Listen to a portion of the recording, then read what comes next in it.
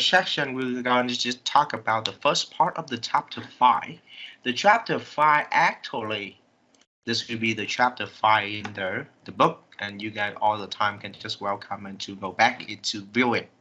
Chapter 5 is include about like 9 different contents, and with me right now I would just use for the few first chapters, so like in the linear model, 5.1, 5.2, 5.3, 5.4, 5.5. The thing would be, this could be some of the contents I would just cover for this class. Later, for the 5.6, 5.7, 5.8, 5.9, that should be the contents of the next class, right? All right, so this should be the point. You guys can see my screen, right? You guys can see my screen clearly, right? Right? Can you see my screen? Yeah. All right. Okay, that's fine. Yeah, and 5.6, 5.7, 5.8, and 5.9, that should be the contents of the next week. However, next week I would just cover for the forecasting with the regression. That's the correlation and causation and forecasting. So this is the two main part. Metric formation. This will be the basic of the engineering mathematics. This will be all about linear algebra, so I think like I will not cover this one. This could be the part that you guys will have to read at home, okay? And that's simple, so I don't think like I will be just try to show out for any kinds of contents about the metric formation. No, fine. Non-linear regression. Non-linear regression is an advanced methods in the regression model, and I believe that this is a little bit long and challenging with you guys, so I think like it's fine now if I just omit for this part, so I will not. So in next week we just have a 5.6 and 5.9, okay? 5.7 and 5.8 we will be just stop it here. All right, or maybe selecting predictor I can just put it into the next class. That'll be the same. Alright, thì nội dung cơ bản là như vậy ha. Chúng ta sẽ học 5.1 to 5.5 in this class, and 5.6 and 5.9 in the next class, and we do some exercise. And later, when you come home, and I will provide you guys for exam. Sorry, not an exam, but like the homework, and you guys can do it at home to practice for the whole chapters of the chapter 5 time series regression model. Now we start with the first part. Basically, we need to understand and apply for the linear regression forecasting. That's something must be very familiar with you guys, and I believe like you guys learned it before, right? You guys all learn about the regression model, right? Yeah. Yeah, I saw it in one of your like even artificial intelligence class. So I'm pretty sure that you guys learn about, have the basic understanding about the linear regression model.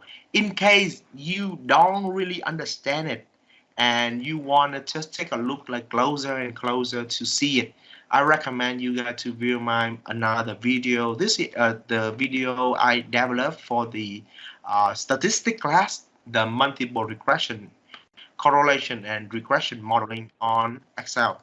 So basically, this will provide you a clearer view about how to run everything on an Excel file, and you have the basic understanding about how you can create a model on Excel, how to read for all the things, including for the contents of the class, multilinearity, correlation analysis. I believe that this will be not a big deal with you guys, and if you really want to take a look on that, just welcome and see it, okay? So I post for the link over here, so you guys can take a look on that. In the chapter, this one I will be just cover for the the two part of the video. Okay. So basically we will learn how to apply for linear regression in forecasting. And we do for at first we have to understand about what could be the linear regression model. Just a review, very quick review, and interpret for its result. So how we can understand about the result, how we can read it, how we can rewrite for the model. We need also to understand about the least square estimation. What the basic method behind the linear regression model. This one also why the people call it say OLS regression. Okay, ordinal least square. Okay, and we use a series of plots to evaluate for the regression model. We want to compare the result of the regression model compared to the original data. And we learn how to use the trend and the dummy variable in the regression model. That is something very easy to understand. And lastly, we need to select the predictor for the linear regression model, because that for the linear regression model, we can use the different kinds of model. And we have to clarify which one will be the best to use for the forecasting, which one can provide me the very good result. Okay, so that's the reason why they provide for this part.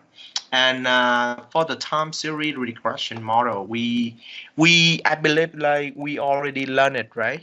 About okay, all about the time series. Sorry, about regression model. You think about like dependent variable and independent variable, right? Right? You all learn about the independent variable and the independent variable or something. Sometimes like the independent variable, you guys can say the forecast variable, as known as the kind of like touches variable, the explain variable, whatever. Like that should be what we say the dependent variable. Okay, and when the other one, the other side of the regression model, we have the predictor variable. That means we use this variable like predictor for the forecast variable. We need to forecast this one. We need to use the predictor variable to add to explain for the forecast variable. So that's what we say sometimes independent variable or explanatory variable. Okay, so this is the function of the regression model, and I believe that you guys are very familiar with this one, right? Guys, you guys know this one, what does it mean, right? Mấy đứa nhìn cái hình này có hiểu không?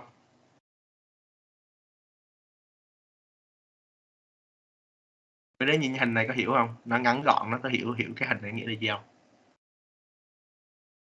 Em nghĩ là hiểu. Okay, thầy sẽ nói ngắn gọn lại xíu. So, for example, we have the real data file, right? Between x and y. This is a very simple demonstration about a single regression model between the relationship between y and x, right? Y and x. And we try to just create a function between y and x. So we try to represent y throughout a function of x, right? And the point would be like, we have all the data point in this scatter plot. We have all the data point in this scatter plot. However, we need to represent for the relationship. So basically we're over here, right? We see the positive relationship. And the thing will be like how we can create for the trend line. The thing will be, that's not easy. But however, we can try to generate a function of the beta 0 and beta 1, and we create for a graph like this one. So the thing would be like the most highest ultimate criteria would be how we can create a red trend line like this one with however the closest distance to all the point.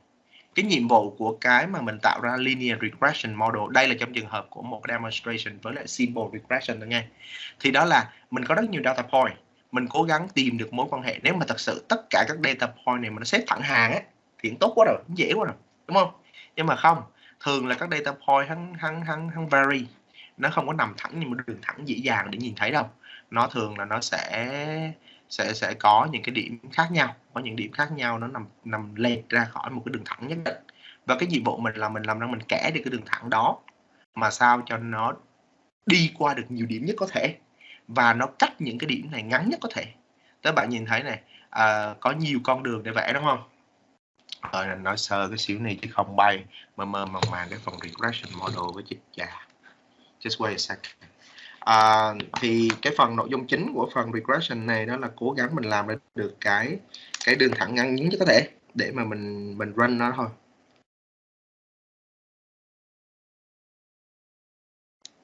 Chứ thằng Hoàng Anh có học cái phần regression này bao giờ chứ Hoàng Anh? Dạ có rồi thầy, mà Có lâu. hiểu không? Có hiểu không? Hiểu không? Nhìn thì vẫn hiểu nó là, còn kiểu không chắc là hiểu được bao nhiêu phần. Rồi không giới hiểu bao nhiêu phần hả? Rồi let's deal with this one. Alright. Rồi. Cái linear regression model này nó có một cái vấn đề quan trọng nhất là mình hiểu như đây. Giả sử, okay, let's just example about the relationship between two things, okay? The relationship between two of the variable. The first of all, maybe the temperature. The second of all, that would be the number of ice cream. So, in a day, right? For example, in the first day, I had the temperature at about 30 degrees, okay? And the ice cream that I saw on a store, for example, on those days I have a store, right? And I sell for ice cream, something like that. The ice cream, right? And the people, they go into the store to buy for the ice cream every day. So on the day, like I have a kind of a sensor, right? A temperature sensor, and it say those days that's 30 degrees Celsius. So I say like, wow, on those days I can sell it. Everybody wanna just buy for the ice cream and eat it in the hot weather, right? So the people come there and buy for like 3,000 ice cream in total on those days. Another day, the temperature a little bit like less, and we sell it like about 2,700. Another day, we can do it with around like the temperature a little bit hotter, like 32 degrees, and we sell it up to like 3,500, something like that, right? And another day with like the temperature really hot, like 40 degrees, and we sell it up to like about, I don't know, 4,000. Okay, ice cream in total. In the end of the summer, the temperature dropped down, and then those days it's no longer too hot at the 25 degrees. Okay, and those days I can sell it about 2,600 something like that. Okay, right. The thing would be like I try to represent the relationship between the number of ice cream and the temperature, right, throughout a function. You got it? You got it? Đấy. Nhiệm vụ là cơ bản thầy muốn giải thích được mối quan hệ giữa nhiệt độ với lại ice cream. Thì tất nhiên mối quan hệ là như thế nào mọi người? Mọi người hình dung ra được nó sẽ có quan hệ gì không? Mọi người nhớ được hình dung ra được mối quan hệ gì không? Giữa ice cream với lại temperature không?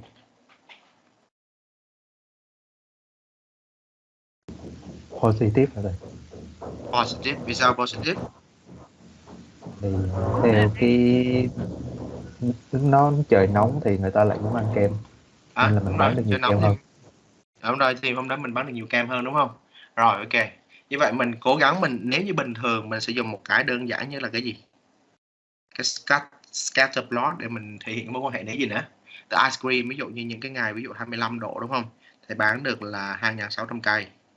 Ngày ví dụ như 30 độ thì thầy bán được đâu 3.000 cây. Tương tự như đó thì thầy có những cái data point đúng không? Tương tự như 32 độ thì ngày hôm đó thầy bán được 3.500 hả? Đó, giả sử như đó. Tương tự như vậy, nếu như hôm nào 40 độ nóng lắm thì thầy bán được tầm 4.000 cây. Yeah. Thế thì thật ra nếu như mà Nếu như mà mấy cái data mà như đây á thì có dễ nhìn không? Mọi người nhìn thấy liền được cái mối quan hệ không? Mọi người nhìn thấy liền được cái mối quan hệ không? Mọi người dễ đúng không? Quá dễ, rất dễ là đằng khác, khổ nổi bình thường nó không có dễ như đó. Thực tế đó mà nói sẽ có những ngày cũng 30 độ nhưng mà hắn bán được chừng này, hoặc là những ngày 30 độ hắn bán được nhiều hơn chừng này lại. Và làm như vậy có rất nhiều cái data point, nó làm cho cái tập data của mình nó không có dễ nhìn như ban đầu. Yeah. Tất nhiên nó không có dễ dàng mà theo kiểu một đường thẳng nối dài liền. Tuy nhiên cái nhiệm vụ cuối cùng của mình là mình phải cố gắng diễn giải ice cream qua nhiệt độ, đúng không? Qua một cái phương trình mà bình thường chúng ta hay làm đó, nó gọi là cái phương trình ví dụ như là ice cream, đúng không? Thì nó có mối quan hệ như thế nào? Đó là mình phải cố gắng diễn giải nó là dưới dạng beta 0 plus for beta 1 time for temperature, right? And of course, like we had the kind of, this will be the errors. That's okay. But don't care about that. Right. Thì bây giờ mình đang cố gắng để làm ra một cái đường thẳng liên hệ giữa nhiệt độ và ice cream. Cái nhiệm vụ của mình là làm sao? Mình vẽ được một cái đường thẳng như đây. Hay mình nên cố vẽ đường thẳng như đây. Đường thẳng theo giải đại sử là vẽ đường thẳng thứ nhất là như thế. Đường thẳng thứ hai, đường thẳng thứ nhất là đây là đường thẳng 1 rồi ha. Cách thứ hai thì vẽ đường thẳng thứ hai là đây. Hai thầy nên vẽ cái đường thẳng số 3 là như đấy. Theo bạn thì ba đường thẳng này, đường thẳng nào bạn thích nhất để nói lên mối quan hệ giữa ice cream với lại là temperature? Which one would be the best? Which one is the best?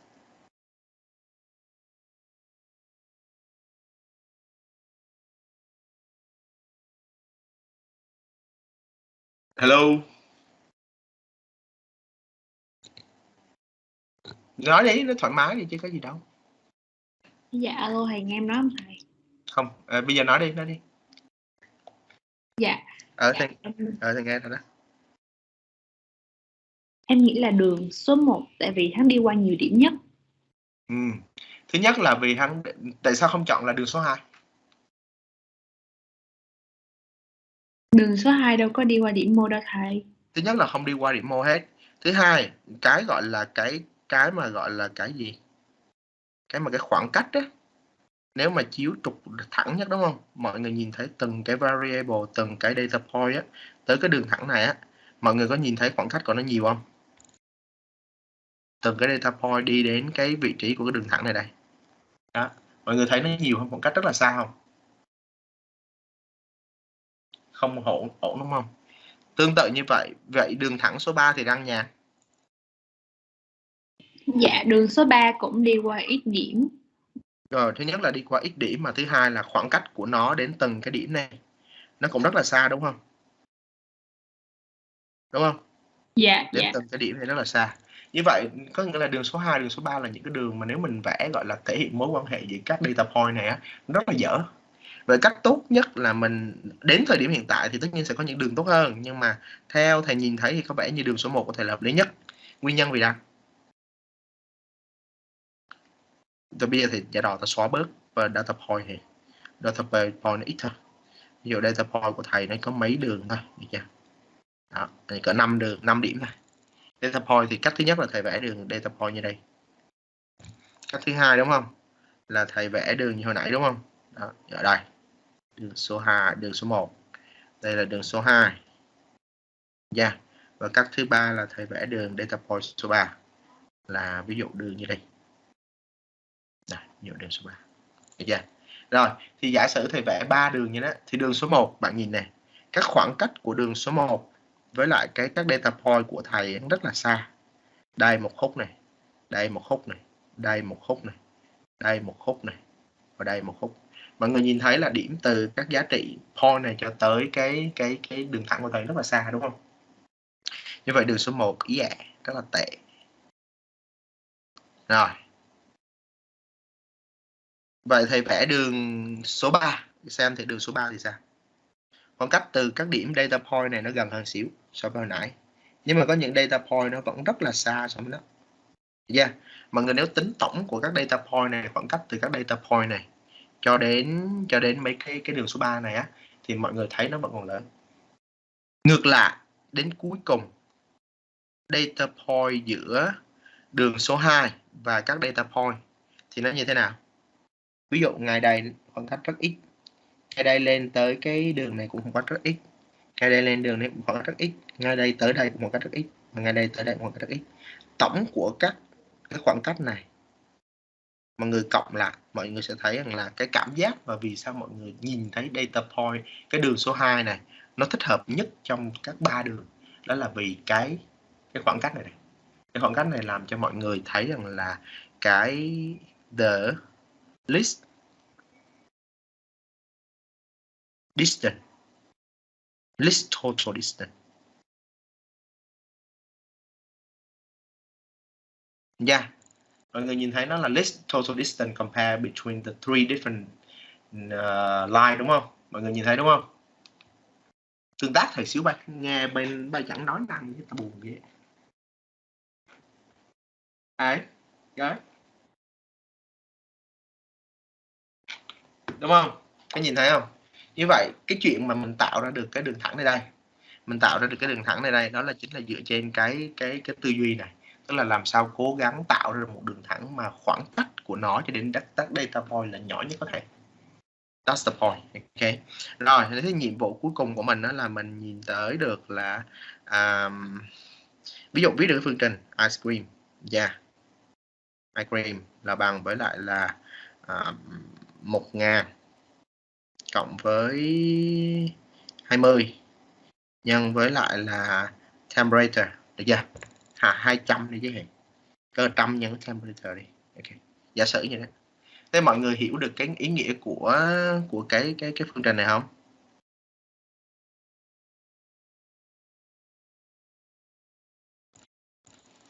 Mọi người hiểu được cái ý nghĩa của cái phương trình này không? Nhớ cái này không? Y bằng 3x cộng 2. Linear regression. Vì sao nó gọi là linear? Nó khác chi so với lại một cái thằng khác là y bằng ví dụ như là x square plus for 2x plus for 3. Rồi, thế thì bây giờ với giả sử cái hàm thứ nhất này gọi là hàm linear, đúng không? Y, derivative of y là bằng bao nhiêu? Derivative của y là bằng bao nhiêu? 3. Bằng 3, rồi ok. Derivative bên này là bằng gì? 2x cộng 2. 2x cộng 2, rồi ok. Thế vì sao gọi là linear và cái hàm này gọi là non-linear? Hiểu vì đang không? Hàm linear với non-linear này nó khác nhau, nguyên nhân đơn giản lắm. Giả sử thầy có giá trị của x, tính ra được giá trị của y, đúng không? Dựa trên function này. Ví dụ x bằng 1 thì y bằng mấy? X bằng 1 thì y bằng mấy? Tính đi, giùm thầy nha. Đứa bài dân toán, đồ dân data mà, nhanh nhanh lên chứ. Hoàng Anh? 5 thôi. Y bằng mấy? Bằng 5. X bằng 1. 5, rồi ok. Thế bây giờ tiến lên x bằng 2 thì y bằng mấy? 10. 10. 10 á? Giỡn. 10 ok. Không, 8. sai. 8. Ok. Thế bây giờ nhìn này. 1 to 2 does increase for 1 unit, đúng không? Khi mà x tiến lên từ 1 lên 2 là tăng lên 1 giá trị. Thì y tăng mấy giá trị? Tăng mấy giá trị? Ba đứa bay nói cho thầy chứ nói chi mà thằng im lặng dữ rồi bay. Không hiểu lên. 3 giá trị thầy. Tăng 3 giá trị, rồi ok. Thế bây giờ nếu từ 2 lên 3, đúng không? Giả sử lên x mới là bằng 3 thì y nó bằng mấy? 11. 11. Rồi, như vậy từ 2 lên 3 là tăng mấy giá trị? Vẫn 1 giá trị. Tăng 1, vẫn tăng 1 giá trị. Và lúc đó từ 8 lên 11 tăng mấy giá trị? Cũng là 3 giá trị. Vẫn là 3 giá trị, đúng không? Thế mọi người hiểu ý nghĩa của cái derivative bằng 3 nghĩa là gì không? Các mỗi lần sau x increase for 1 unit thì nó dẫn tới y increase mấy unit?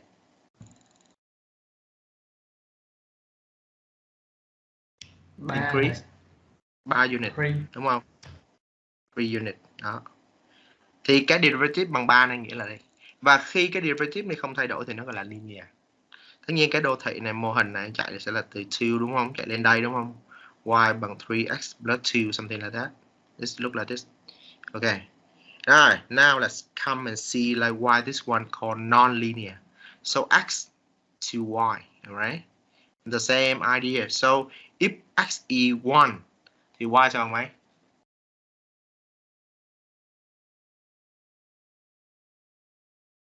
Bằng mấy đứa? 6 ạ. 6. Rồi, tiếp tục. Trường hợp nếu như bây giờ thì tiến lên x thành 2, tức là giá trị x tăng một đơn vị, thì y nó bằng mấy? 11 ạ. Mấy? 11. 11, đúng không? 11. Tăng 5 đơn vị.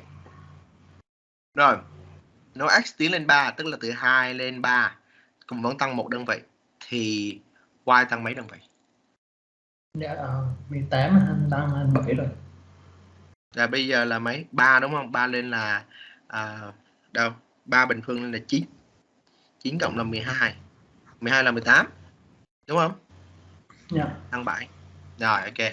Rồi, như vậy mình thấy này, x increase for 1 unit, but y increase change over time. Đúng không? Cái giá trị bên này, dù bên mà phần linear model này á, thì khi mà x tăng một đơn vị thì y nó tăng đúng bấy nhiêu đơn vị. Ở đây ví dụ derivative nó bằng 3 thì nó luôn luôn tăng đúng 3 đơn vị. Cứ x tăng một đơn vị thì y tăng một đơn vị như thế, mà tăng 3 đơn vị tương ứng, được chưa? Luôn luôn là như vậy. Nhưng mà ở đây thì khi x tăng một đơn vị thì y nó không còn tăng một đơn vị nữa hết. Đúng, nếu như mà cái đồ thị này nó vẽ nó sẽ ra cái hình gì? Cái parabol, đúng không? Nó sẽ nhìn như vậy, đúng không? Chứ nó không phải là một cái đường linear như này. Đó là lý do vì sao mình gọi thế là linear regression model. Mấy đứa hiểu ý không? Yeah. Đó, thì nhiệm vụ của một cái linear regression model tức là làm sao dựa trên data, làm sao từ những data này mình xuất ra được cái phương trình này thôi. Đơn giản như thế. Nha.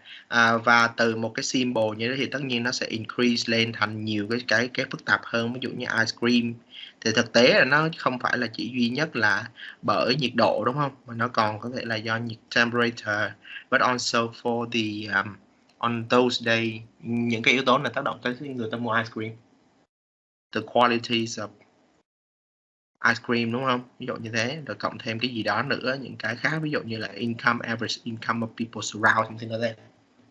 Đó, thì đó là những cái, nếu như chỉ có một cái này gọi là single hoặc là symbol model, cái này gọi là multiple model. Okay. Rồi, nhắc kiến thức lại như thế thôi, nhắc tới đây là hết cỡ rồi. Chứ bây giờ bay bắt thầy phải dạy hết kiến thức lại cho bay phần regression này thì chắc thầy chết, vì thời gian đâu mà dạy. Ok, stop sharing. Right, let's get out and come back into the chapter. Okay, so that's the point that I really want to share with you guys. Hey, you guys see it? Okay, that's this. So that's the point I really want to share with you guys about the basic idea behind the linear regression model. People try to generate for a line, a linear line that's so out for the regression between the x and the y, right? However, we have a much more complicated model than that. So we can do it with the simple regression model, like this one. Just have a one independent variable impact into the y, one dependent variable. But however, we sometimes do it for multiple linear regression when we have just one single y variable to forecast, but we have the a lot of input variable, a lot of multiple predictor variable. We have x1, x2, x3, x4, as k, right? That should be the multiple regression model. And we run for the linear regression model based on some assumption. Remember, the drawback of the linear regression model in forecasting always based on the assumption. You say like assumption about the error. Think about this one. This would be the error term, right? Sometimes all the model is cannot explain 100% of all the variant of the dependent variable, and it's because of you have not include everything in your model, right? So that's the reason why we still have an error term. But however, the error term there's the problem. For example, first of all, the error term must be had the mean zero, right? If not, we have the systematically biased. They must be not autocorrelated for the error term for all the model. It cannot be autocorrelated. This must be white noise. Okay, and error term must be unrelated to the predictor variable. Error term must be normally distributed with the constant variant. If not, they will have the problem about heterodysticities. If not, we have the problem about the autocorrelation. If not, all of this one have the problem of the linear regression model. So that's the reason why in recent year, we no longer want to use for the linear regression model in the time series because they based on a lot of assumption in which normally we can meet all the requirements. For example, the mean zero of the error, sometimes we cannot meet it. Not autocorrelated, sometimes we cannot meet it. Unrelated with the predictor variable are normally distributed, sometimes we cannot do it. Our data has a problem, and that means the assumption cannot be related, cannot be so good, right? However, we still can do it, and we run for the least square for estimation of the linear regression model, and you can easily to understand about the least square. That means last time I told you about the difference between the estimated function and the real data. We try to generate for very small difference between the real data and the estimated data point. Okay, mình tạo ra cái list square hồi nãy thầy đã nói đơn giản rồi, tức là mình cố gắng tạo ra một đường thẳng mà sao cho cái estimated data point này nó so với lại cái real data point này, cái sự khác biệt về cái error term này đây, được chưa? Cái residual này đây nó ít nhất có thể, thì đó chính là phương pháp least square estimation. Thời gian thì không có đủ để thầy nói về cái này rất là sâu, nhưng mà thôi thì chúng ta cố gắng ha.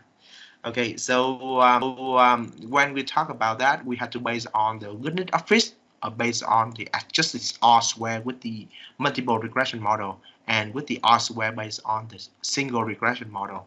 So if the higher R-square is, the better fit the model will be with the data. However, sometimes we can generate for the R-square very high, maybe sometimes up to 90%, 95%, or 99%, or almost 100%. But it doesn't mean that the R-square tell everything about the model.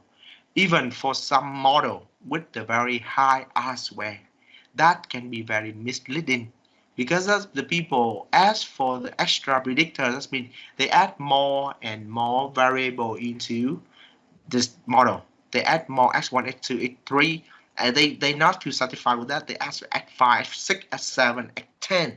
Whatever you do, man, that can have to improve for the R-square. But however, that's not, it's a little to the overfitting. That's not the way to do. And the people do it for the adjusted R-square to penalize for your model if you just include too many independent variables, but they are not so related. If you want to take a look on that, just try to see it in another post, okay? And even for in the case that you got a very high adjusted R-square, it doesn't necessarily mean that your model is good, because that you can generate a very good adjusted R-square, but it doesn't mean that you can do very good forecasting for the future. The thing you are running and create for the model, that's just based on the historical data. And based on the assumption, we think like, oh, something that's happened in the past will continue in the future. But it's not sure, right? Maybe in the future we have the new shock, we have some kinds like unfavorable market condition, and that's really hard for our business. And that's the reason why like the model in the past that's were very good. That can easily and like fully explain about the historical data, but it cannot effectively explain for the future data. And that's the reason why we say get a fish, but it doesn't mean that it must be all the time high elsewhere or high adjusted elsewhere can help, right? Right, then this will be how I will show you how to read for the model. But basically, we will try to, when we have the regression model, like this is kind of like a multiple regression model. We will need to take a look into see the coefficient about the p-value to know which one will be significant and which one is not significant. We want also to see like adjusted elsewhere to see that how many percent of the model has been explained by the model. And we want to see the F statistic if that all the model is good to you or not. Okay, you can take a look into all the contents of this side and you can see like how it's gonna just be. So first of all, I will just start with this one first, and I want to represent about the two first part of the class, right? So I show you how to run for the linear regression model for the time series first. Remember about everything we started from the RStudio, right? And call out for the FPP2, right? I also want to call out for the libraries in the tidyverse. Okay, that's will help me to run for the pipeline operator. Okay, now let's go and use this with the US chain data. Okay, this is the data that's associated with the FPP2, and this is about the growth rates of the personal consumption and personal income in the US, the United States. That should be quarterly data. So over here we have some kinds of information. They provide the personal consumption expenditure, personal disposable income, production, saving, and unemployment rate in the US from 1960 into 2016. Quarterly data. Okay, so sorry. The data provided by the Federal Reserve Bank, the St. Louis. That's a very good source of the data if you really want to go up there. I'm sorry. So if you want to say, you can say Fresh Louis data. And they provide all the information about the data of the US and also for other countries, even for Vietnam, like Vietnam inflation. And if you want to just gonna see it, okay, you see like the inflation consumer price of Vietnam, and it had been collected throughout the kind of like yearly data. You can also chain it if that really have a like percentage chain or another one, and this is available for annual data. But however, in terms of the US, maybe like inflation or the income, disposable income.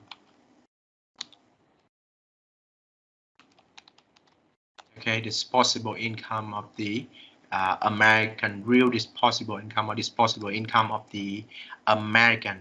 So they will provide very detailed about the US data.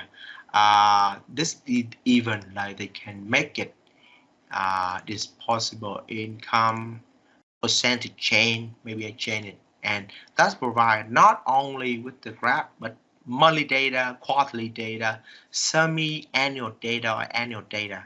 You can use them for like the source for the future forecasting. Okay, for example, over here they chain and provide for all the data, but like I do it for the quarterly. Okay, and you can see this will be the quarterly change in the personal disposable income of the American people, right? And you see that the data is quite similar. So according to our studio, they provide from the 1960 into 2016. From the Flex Lewis, they provide the information from the Q2 of the 1959 into up to the 2021. Okay, so if you really want to do it, but you can see like recently, very interesting, right?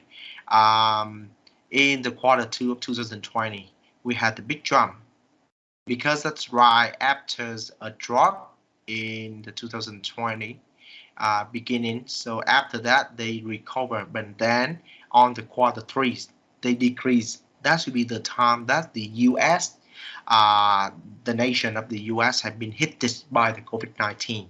But however, right after that, in the Q4, they recover a little bit, and in the Q1, the big jump, like 12%, 12.5%, and the same thing happened. So later, when it have a big drop in the Q2, in the 2020, it's big drop, and then it's recovering in 2020, Q3 of the 2021. Okay.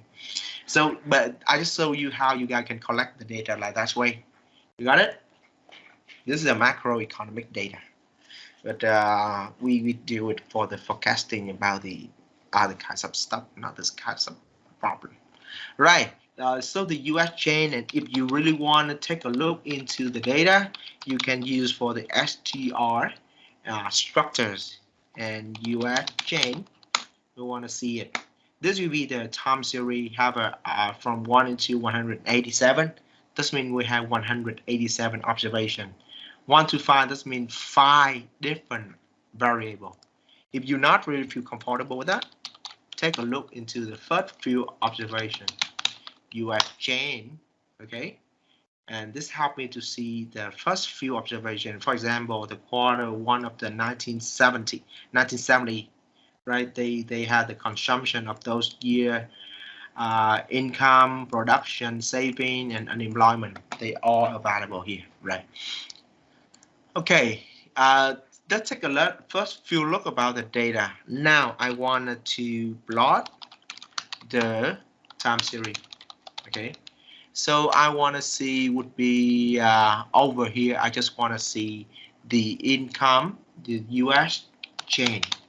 But I want to select for just 2 variables. First of all, the consumption, because I just need the consumption and income to demonstrate for the model. Okay, so I want to see the consumption and the income. Okay, so if I really take it out, this is my data. Okay, consumption and income only. I just retrieve them all from the full data sets, and I see that the consumption and income. Anyone can just guess about the relationship between income and consumption. Vậy nếu có hình dung ra được là giữa consumption với income có mối quan hệ gì không? Positive. Why you think that's positive? Thì tại vì mình có nhiều tiền hơn là mình tiêu nhiều tiền hơn. Basically that's what be the way. Okay, thank you. Đúng rồi. Thì thường là trong một cái tiền gọi là income đối với một người á, thì người ta sẽ làm nó thành nhiều cái mảng, đúng không? Mà ví dụ thầy lấy về được 10 triệu thì trong đó thầy có thể dùng 5 triệu trong consumption ở đây tức là dành cho spending đó, kiểu như thầy mua đồ ăn, đồ uống, rồi trả tiền nhà, rồi trả tiền điện, tiền nước, tiền xăng xe đi lại, thì đó gọi là những cái tiền dành cho consumption. Thì người càng giàu, income càng cao thì rất có thể là họ sẽ dùng consumption càng nhiều, đúng không? Nó make sense, đúng không? Ngược lại thì trong đó nó cũng có những cái yếu tố khác, ví dụ như là về saving chẳng hạn. Saving thì người càng giàu thì income càng nhiều thì saving càng cao, cũng hợp lý, đúng không? Rồi. Và nếu như mà còn income càng nhiều thì unemployment thì nghĩ nó sẽ càng thấp. Rồi, okay, that's fine. So that's the two data. However, I want to just plot it. So I will put it like auto plot outside. Okay, and I want to plot it, and this will be how it's could be gonna do it, right? The graph between the consumption will be on the red, and the income will be on the blue, right? And they look like go together in some way. For example, like this one, if you can see it clearly. So look like in the 1973 or something, 1972 something. So we had the big jump in the uh, income first, and we see the big jump in the consumption too, right? Another time, like income and consumption in the early of the 1980. So we see like a big decrease in the income. We also see an association with the big decrease in the consumption. So yeah, maybe nhàn đúng. Yeah, nhàn is right. But let's go and check it one more time. Okay. Of course, like, you can decorate for the X level, right? Year and the Y level, I feel like it's not so good. And the data, I don't want to just use look really so crazy like this. I would just say that the percentage change. Okay, percentage of change. And I'm gonna run it. And the data look a little bit much better now, right? I had the year here, I had the percentage of change, but that should be just data visualization. I don't care. Okay, now let's go with and let's try to plot the time series and check the scatter plot to see the relationship between income and consumption. All right. And to do that, I will just have to first of all use the US chain, but I have to apply it for the as data frame. Okay, remember now the data of US chain, they would be a time series, but when you say it to be as data frame, that would change your data. It's no longer a time series, but become a data frame with the different observation and the different variable. Okay, and this is the only way that I can create a scatter plot. Create a scatter plot to see, right? And with this one, when the data has already turned into, if you really want to check it, so I can do it like str. Okay, you see this now the data of the US chain has turned into the data frame with 178 observation and 5 variable. You got it? Okay, so with this now I do it with the plot. I use the Ggplot function. This is the Ggplot will be not for the time series, but when we create for the scatter plot, it's not no longer a time series, but we want to create a scatter plot. I want to clarify about the elastic, and the x will be income, and y will equal to consumption. And then I want to create for geom point. Geom point here. That means I'm creating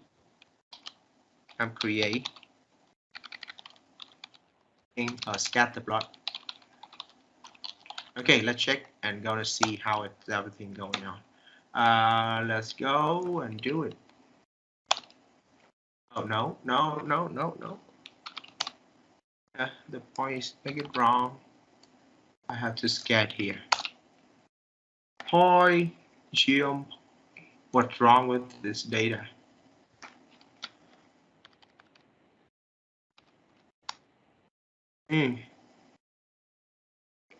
Did I make anything wrong? Hai dấu pipeline là sao cái này? Jomo? Chỗ Ggplot đó này. Yeah. The pipeline. Sorry. That's the reason why. Okay. That should be how the people we're gonna just create for the scatter plot between the income and the consumption. And you see over here, like it looked like we not really can clarify about the graph, right? I have not seen any kind of like a significant relationship between income and consumption. Ok, thì giải thích lại nè, đoạn này thì dùng cái pipeline này cho dễ hiểu. Thì đầu tiên từ cái US chain data này thầy làm cái as data frame để biến nó thành một cái data frame. Cái này là phần về data structure rồi, mấy đứa tự hiểu là data frame là cái gì nha. Sau đó thầy dùng một cái tổ hợp function đó là geopoint với ggplot. Ggplot là để tạo ra cái graph này đây. Thì nó tương đương thầy phải khai báo là ở trục x là phải income và trục y là consumption. Và thầy dùng geopoint thì nó sẽ cho thầy biết được là tạo ra các scatter plot này, các point này. Ok. Rồi, nếu như mà mọi người muốn tăng thêm phần kích thích đồ thì mọi người có thể làm thêm, ví dụ như là xlab đúng không? Xlab thì mọi người có thể đổi nó thành là tên là income, và ylab thì mọi người có thể đổi tên nó thành consumption whatever gì đó. Thì chuyện đó là chuyện của mọi người, và ở đây thì thường trong sách nó sẽ thành ra là percentage change, right? Còn cái ylab thì nó làm rõ hơn xíu, nó là consumption percentage change. Rồi, thêm một cái nữa, ví dụ như muốn thêm nữa thì Ggtitle, right? We create for the Ggtitle, and I want to say the scatter plot between the income and consumption. Right, it's something look like this. Not for the ylab. Oh. This will be how it look like. But however, of course, I want to add in for a trend line. Okay, I want to add for the trend line, so I use for another function garm smooth. That means create for the trend line. This eb2 create the trend line of the data point. Okay, I want to see what will be the relationship in the trend line, so I will use the method equal to lm. Lm does mean linear model. Okay, se I will clarify here will be true. You see like how it look like different, and I run it. So you can see that this could be the trend line, right? I see this will be going up. That's an upward trend. I say this is a positive relationship between income and the consumption. However, normally for this one, the people don't really love to have SE. SE means standard errors equal to true. So they create for a sake area like this. But when I clarify, it will be false. This will look like this. Totally don't have the standard error areas. Got it? Okay. And from here, I can see that this will be a positive relationship between income and consumption. All right. Now, let's run for the model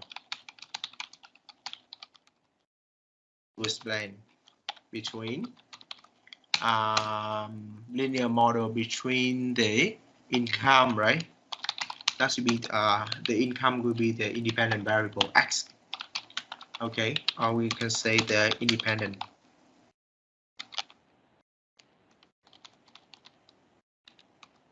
and consumption. Okay, here that should be y or the dependent variable.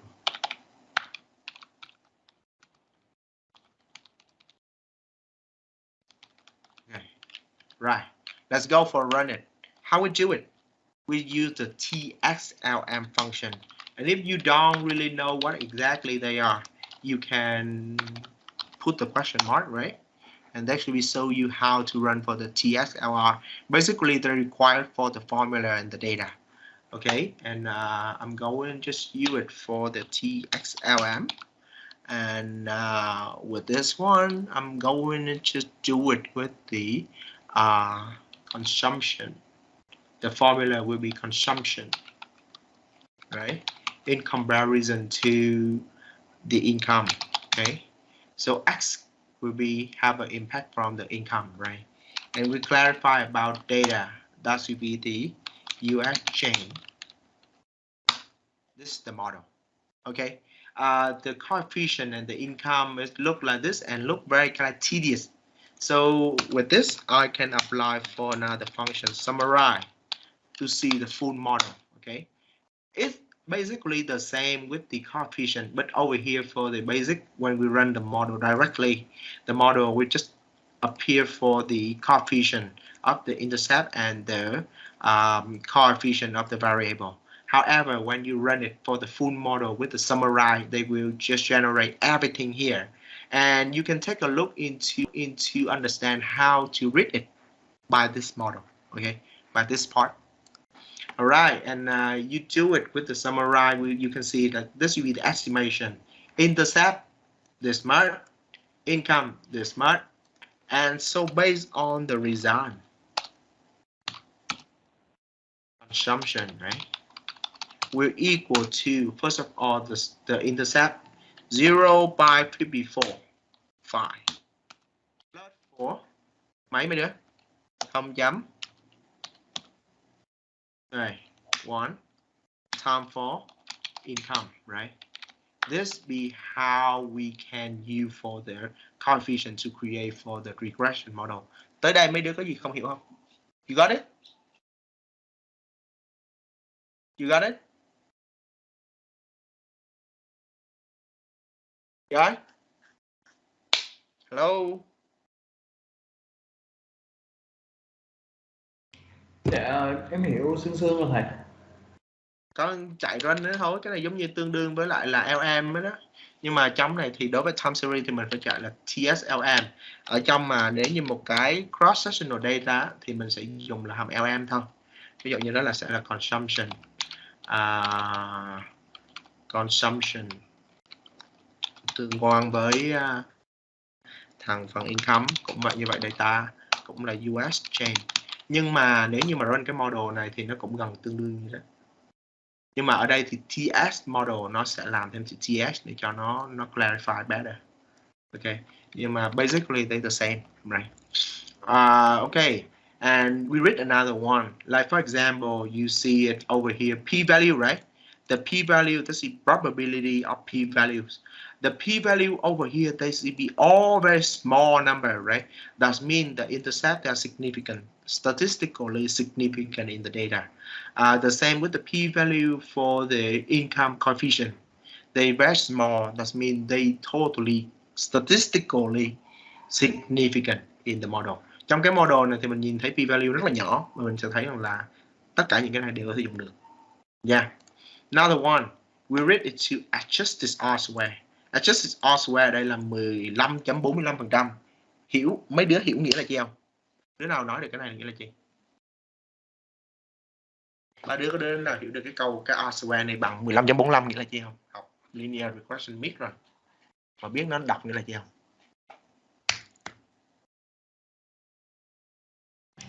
Cái model này áp dụng đúng trong 15,45% tổng data của mình là Tức là hiện nay cái model này Đạt nói cũng có ý đúng, nhưng mà hiểu nghĩa chính xác là đây. Cái model này nếu như mà thầy run nó với lại consumption thôi và income thôi, tức là giải thích consumption thông qua income á, thì nó giải thích được 15.45%. Model này đang giải thích được cái sự thay đổi, cái variation in the consumption là 15.45%. Thế thì vì sao lại có chuyện này? Người ta sử dụng cái R-square, adjusted R-square để xem model này nó hiệu quả tới mức độ nào. Thầy cũng làm tương tự như đó. Được chưa? Nhưng mà thầy bây giờ thầy hơn một cái.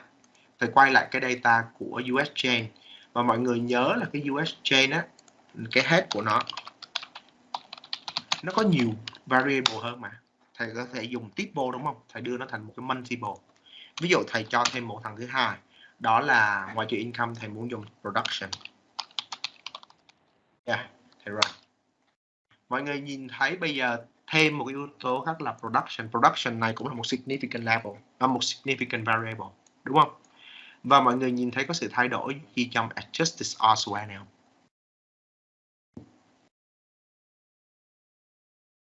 Có thấy không? Nhiều hơn. Nếu chuyện này thầy làm thêm một lần nữa, bây giờ thầy cộng thêm một variable nữa là thêm, thầy còn cái chi? Xài hết luôn hả? Saving hả? Dữ liệu của thầy có thêm saving. Dữ liệu của thầy có luôn thêm cả thằng là unemployment. Yeah, thầy run luôn lần nữa. Bây giờ model thì tổng cộng là có 4 thằng independent variable là yeah. Và những thằng này thực tế là nói này, thằng saving nó vẫn ok, thằng saving nó vẫn là một thằng significant level. Thằng production này nó không significant ở mức 5%, 5%, 0.05 đó, but it's significant at 10%. The same with unemployment. And you see how the adjusted odds went. 74.86 compared to the 35.86 and compared with the original one like with just 15.45. Mọi người có nhìn thấy là khi thầy include nhiều cái significant variable vào á, thì cái R-square, adjusted R-square này tốt không? Nó tăng lên không? Điều này nghĩa là nếu thầy cộng thêm càng ngày càng nhiều các variable vào trong mô hình của thầy, thì thầy giải thích được nhiều hơn sự biến động của consumption. Hiểu không? Hình dung được không? Đó là cái ý nghĩa của thằng adjusted R-square là chỗ đó. Nhưng mà cái điều này nó không, nó ở đây nghĩa là tới giờ trừ tôi bỏ 4 variable này vô để giải thích thằng consumption á, thì tôi giải thích được tầm 75% của nó rồi đó. Nhưng mà nếu muốn để mà tốt hơn nữa, nó đạt tới 100% thì tôi phải có thêm nhiều yếu tố nữa. Nhưng mà vấn đề là luôn luôn data của mình chỉ có một giới hạn nhất định, đúng không? Mình không giải thích được hết, mình không thể collect hết all the data in the world được. Cho nên đó là lý do vì rằng mà mình chỉ tới đây thôi. Đó, vẫn còn lại 25% đâu đó là mình vẫn chưa giải thích được. Mà muốn để giải thích được thì mình phải include more variable vô. Đó là ý nghĩa của cái adjusted R-square. Okay, F statistic if that's very small, smaller than 0, like almost like 0, so that's fine. That means this model is very good. And that's be how we have already just demonstrate for you guys about how to run for the model. Okay, at the same time you can check the multi-collinearity, okay, of the independent variable by using for the multi-collinearity, right? You use the US chain data and you apply for the as data frame. Okay, you have to transfer it into the data frame first. And one more time, we're going to just use it for the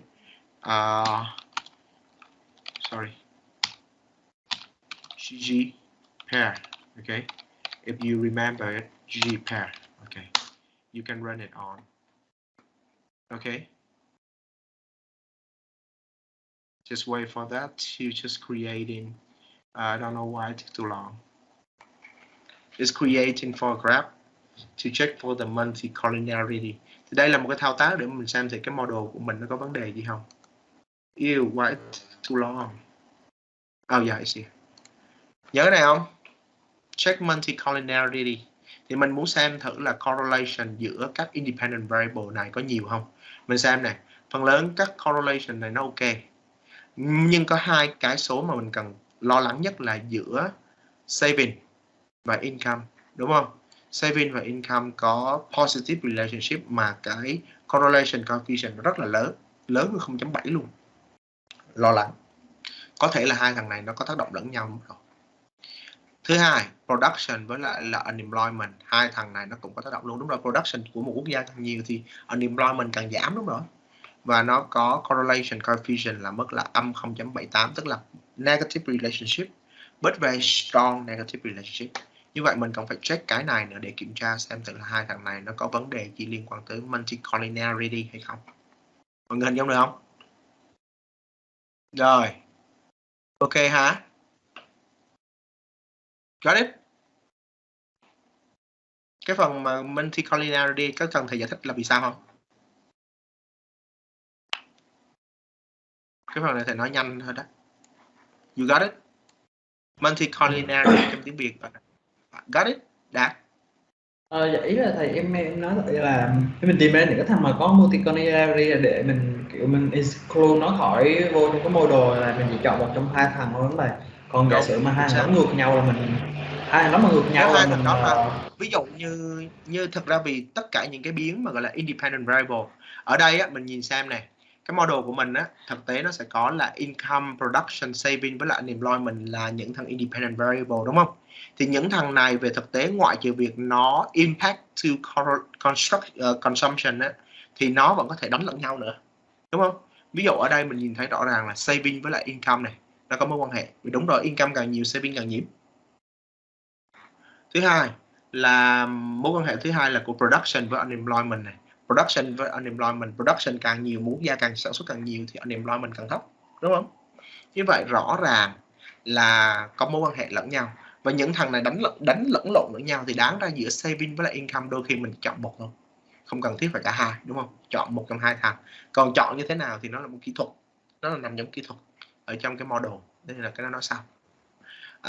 Còn lại về chuyện là tương tự như vậy, unemployment với lại production bọn nó cũng có mối quan hệ luôn, và một trong hai thằng này chỉ nên chọn một, đó là nên. Threshold thông thường là mức là 0.7. Bạn mà cao hơn mức 0.7 thì bạn, nếu mà dương lớn hơn 0.7 dương thì bạn lo lắng, hoặc là nhỏ hơn âm 0.7, mức độ là âm 0.8 âm 0.9 là bạn lo lắng. Nhớ mấy cái này thôi. Thì cái này là kiến thức của thuộc phần statistics rồi, cho nên thầy nghĩ là cái này quen thuộc quá, thầy cũng không có nói nhiều. Ok ha? Right? Dạ ok thầy ơi. Okay. Rồi thì cái ví dụ run cái model vừa rồi chẳng hạn, thầy run toàn bộ cái model vừa rồi chẳng hạn ở trong cái phần này, được chưa? Thì nó chính là một cái multiple regression model. Thì mọi người cũng đọc cái multiple regression model y hệt như là phần gọi là simple regression model thôi, cũng y hệt như thế, cũng đọc các coefficient, đọc những cái p-value, đọc những cái adjusted R-square và ví dụ app statistic p-value của nó thôi, là những cái chính nhất. Nếu như mà còn không hiểu nữa thì bữa sau thầy sẽ giải thích thêm. Nhưng mà thầy nghĩ thì cái phần này nó không khó. Rồi, thế thì giả sử như thầy fix nó đi, thầy gọi nó, đặt cái tên nó, thầy assign nó vô trong một cái giá trị. Thì thông thường cái nhiệm vụ của mình là mình sẽ dùng cái object để mình lưu nó, và mình sẽ làm nó trên nhiều cái phương diện khác. Ví dụ ở đây thì thầy không còn nhiều thời gian nữa, thầy sẽ làm một cái đoạn autoplot, thầy viết sẵn đây rồi. Thì thầy sẽ run một cái model, bao gồm là thầy đầu tiên thầy run một cái draft. Đầu tiên là thầy dùng cái dữ liệu consumption này gọi là actual data, được chưa? Sau đó thì thầy sử dụng một cái hàm gọi là hàm fix của cái model này, cái model mà thầy đã dạy đó, consumption multiple regression đây. Nếu mà bạn run này thì đây là toàn bộ giá trị của, nếu như tính ra thì nó sẽ là toàn bộ giá trị của cái thằng consumption, nhưng mà dựa trên model mà chạy ra. Thế thì consumption đây là nếu như thầy còn riêng đây thì sẽ so sánh với fitness được tính ra, so sánh với lại là thằng US chain, nhưng mà thầy dùng chỉ là thằng consumption. Đây là actual data. Yeah. Thì đây là actual data của consumption này. Còn cái phần trên này, cái phần fitted này, đó là những cái giá trị mà dựa trên cái model này thì tính ra được. Được chưa? Và thầy sẽ so sánh bọn nó. Thì cách thứ nhất thầy đã plot cái thằng actual data này. Đó, US chain consumption này là actual data. Cái phần còn lại là auto layer thì thầy tính dựa trên cái data này đây, data fitted đây, data mà dựa trên cái model thì tính ra được. Thầy bỏ nó lên gọi là một fitted value trên cái data. Nếu thầy run nó tới đây, được chưa? Giả sử thầy run nó tới đây thôi. Bây giờ thầy run nó tới đây thôi. Thì data của thầy nó nhìn như thế này. Sự fitting giữa actual data màu đỏ với lại là fitted data màu xanh. Nên mọi người nhìn thấy nó cũng khá là gần bằng nhau. Mọi người nhìn thấy không? Ở trong một số các giá trị, nếu mọi người phóng to lên mọi người nhìn thấy, ví dụ như ở đây, nó khá là gần nhau. Ví dụ như 2009 này, they almost go together. Like 1980, they almost go together. Đó là cái sự fitting giữa cái kết quả cái model thầy cho ra so với lại giá trị thực tế của cái data. Rồi, tương tự như vậy thì tới đây thầy có thể thêm mắm thêm muối, ví dụ như là xlab, ylab, ggtitle và guide of color để đưa ra vậy thôi. Ok. Hồi nãy thì cái model trước của thầy có một cái series tên này thầy thấy xấu, tên ở đây thầy đổi luôn, thầy đổi title nó thành không có gì luôn, và thầy run nó thành ra cái model này, cái graph này thôi. You got it? Rồi, đó là cái nội dung đầu của phần chương này. So based on that one, we already run it through for the simple regression model and the multiple regression model, and we compare between the real data and the actual data. Okay, the same thing, like you can go and check it for the scatter plot between the actual data and the fitted data at the same time. Like you go and just create and combine them all. You can see my coding here. But actually I run it for another one. I create for the two, I combine two data from the fitted data and the actual data from the two, right? The first one, the second one, they are the same. And I run it. I combine two data into one single data set between actual data and fitted data. And then later, I run it, I like data frame, and I plot them together. And this is how the two data look like. Okay, the first one, that should be the actual data, and the second one, the fitted data. And you see, like, if they is perfect, they should be go along on the same one single line. Nếu như mà nó tuyệt đối mà cái mô hình này chạy cực kỳ chính xác luôn tới 100% á, thì tất cả các point này nó sẽ nằm trên cái đường thẳng này. Đường này là đường phân giác đây của cái góc này. Nhưng mà nếu như mà không á, thì data nó sẽ nhìn như thế này, tức là có sự lệch giữa fitted data và actual data, but they look acceptable. Okay, that's the reason why. Yeah, nếu như mà hồi đó mà thầy run cái model này, mà thầy chạy cái model hồi nãy mà model single này này, yeah, thầy chạy cái model này mà thầy run cũng tương tự như đó, thầy gọi cái này là stupid fitted.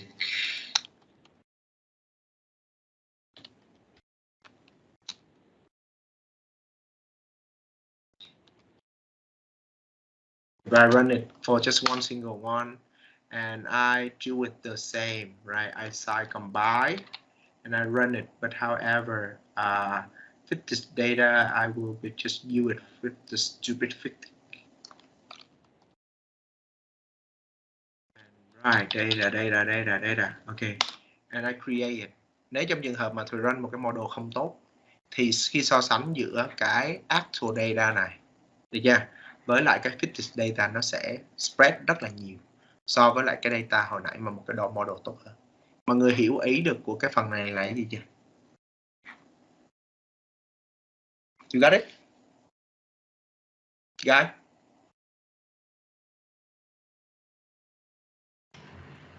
Em hiểu rồi thầy, nhưng mà cho em hỏi với thầy là cái phần cái đường thẳng thì kể là em thấy thầy để intercept bằng 0 với slope bằng 1 là cái đường đó mình chỉ kể kiểu đi xuyên qua giữa à, thầy, hay là đường phân giác á, đường phân giác của góc phần tư thứ nhất, đúng không?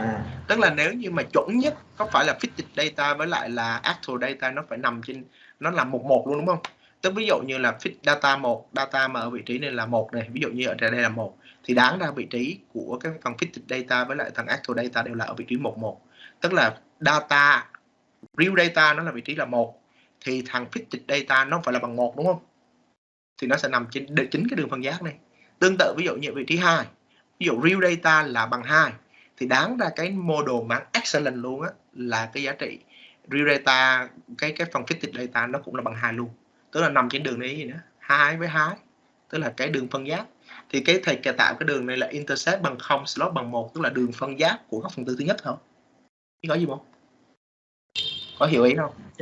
Thì nếu là đúng như đó, đó thì là hai thằng nằm đúng trên cái đường này luôn. Nhưng mà do cái data của thầy nó fit, nó không có tốt đến mức đó, nó không đạt tới mức 100%, cho nên look like this way. You got it? Rồi thầy, với thầy cho em hỏi okay. lại thêm một xíu nữa thầy, cái ý là thầy remind lại cho em một tí là cái phần mà cái phần mình coefficient mà mình tính ra những cái giá trị p-value của thầy, nếu mà nó lớn hơn nghĩa là cái giá trị đó nó không significant với cái model của mình, đúng không thầy? Đúng rồi, nếu như mà p-value, đây quay lại câu chuyện hãy run summarize lại cái này hả? Ok, thì thiệt ra ở đây coefficient của mình đó, mình chú ý ở đây này, phần p-value. Thì p-value của mình phải nhớ tới là có 3 mức. Mức thứ nhất là mấy? 1%, 0.01, mức 5% là 0.05, với lại mức là 10% là 0 point mấy? 3 mức nhớ không? 0.01 này, mức thứ hai là 0.05 với mức thứ ba là 0.1 được chưa? Cái này tương đương nghĩa là gì? Mấy đứa có hiểu nó là gì không?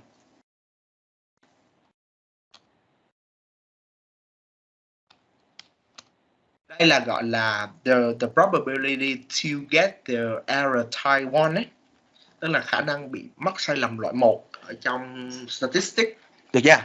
Thì khi mà nếu như mà nó nhỏ hơn mức 0.01, ví dụ như ở đây này, những cái thằng mà income chẳng hạn ở đây này, rất là nhỏ đúng không?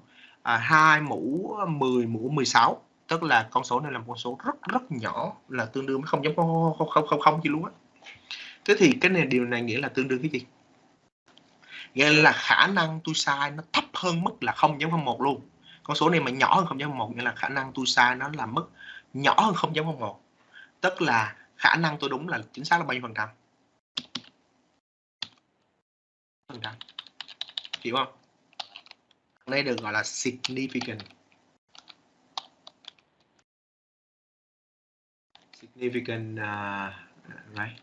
Significant level. Được chưa? Significant level tức là khả năng tôi sai là đạt tới mức là nhỏ hơn 0.01. Thì điều này tương đương với lại là 99%, tức là tương đương với lại là confident level. Tức là tôi tự tin tôi đúng tới 99%. Hiểu không? Ngược lại, ví dụ như con số này, thằng production này là một con số đạt tới mức là 0.078. Con số này là người ta vẫn cho nó là significant bởi vì nguyên nhân nó nhỏ hơn 0.1 đúng không? Nhưng mà hắn lớn hơn mức 0.05 á, nghĩa là nó cũng chấp nhận được nhưng mà cũng tệ tệ. Thì ở đây nguyên nhân là vì đang hắn nhỏ hơn mức 0.1, tức là significant của nó, significant level của nó đúng không? Là nhỏ hơn 0.1, tức là khả năng sai của nó là ở mức dưới 0.1, tức là tương đương khả năng sai của nó là dưới 10%. Điều này tương đương mình hiểu nghĩa ngược ra, tức là 90%. Tức là nó tự tin nếu như mà nó khẳng định thì ở đây là 90% là nó đúng, không sai. Có hiểu ý của đoạn này không? Đã hiểu không? Em hiểu rồi thầy. Thì khi nói chung là như thế thôi, chỉ cần so sánh với lại 3 mức thôi. Thường thì có nhiều mức nhỏ hơn nữa, nhưng mà 3 mức này là 3 mức quan trọng nhất. 0.01, 0.05 với lại 0.1. Đó. Nhỏ hơn 0.01 tức là rất xịn, biến nó rất ngon nên giữ lại trong model. Nhỏ hơn 0.05 vẫn là very good, not excellent but it's very good. Nhưng mà nếu nhỏ hơn 0.1 thì là it's acceptable. Còn đã lớn 0.1 luôn rồi, ở đây mà ví dụ như mà significant, cái p-value này mà 0.2 mấy là vứt đi, được chưa? Thằng nó là bỏ đó, không có nên xài gì hết trơn. You got it? Rồi, ok, that's the point. Rồi, mấy đứa nếu như không thì mình ngừng nghỉ 5 phút này. 5 phút, 10 phút trước khi mình học tiếp này. Got it? Dạ, ok thầy ơi. Rồi, ok. Rồi. Let's talk about that later in 5 minutes. Okay. You can back. Okay, let's come back. Thôi không sao đâu, thầy sẽ ghi âm cái màn hình này xong rồi thầy xuất lên cho rồi coi. Học bài lại theo cái này thôi. Okay, let's come back into the section. So we go into talk about evaluating for the regression model and for about the some useful predictor, but we talk about that later. Because first of all, I will have to say about how people use for the selecting for the predictors or the predictive accuracies. So when you talk about the predictive accuracies, you can use some kinds of, like, first of all, remember about some very important part about the predictive selecting for the predictor. So normally in the time series, or normally for the linear regression model, you will apply for the thing like you say perform multiple regression model for all the predictors and disregard for all the variables, so p-values greater than 0.5, 0.05. Thường thì mình sẽ theo cái lý bình thường mà mình học á, với các model khác á, thì là cứ hệ đến hồi cuối cùng xong mà run cái model ra mà p-value của nó mà lớn hơn 0.05 hoặc lớn hơn 0.1 đó, thì bạn sẽ nói rằng là thôi mấy biến nó vứt ra đi, được chưa? But that's not true in the forecasting. remember about the main purpose, the ultimate goals of forecasting is forecast, right? So even for the model, when you eliminate for all the variable that should look like not significant, this doesn't mean that this will be the best model for forecasting. So remember, statistical significance, they're different to predictive power, right? Even some case with me, like normally we run for the forecasting, we even when see some of the variable are not significant in the regression model, but we still keep it and use them for the regression model, yeah, and use them for forecasting. And that's the point, that just the one of the point here I say, uh, this should be not recommended. You should not eliminate for the variable that had a p-value larger than 0.05. There is another way that you can select the model for forecasting. Remember, forecasting is the main purpose of our model, right? And we use for the different kinds of criteria, including for adjusted R-square, I already tell you. Cross validation, I told you, but we also use the archive key information criteria, AICs, corrected archive key information criteria. Those guys will be the guy from Japan, and Skyward Bayesian information criteria, BICs. So we use this 5 variable, but normally the people prefer to use AICCs, AIC, and CVs. Cross validation statistic to be used when we assess for the model to be good or not.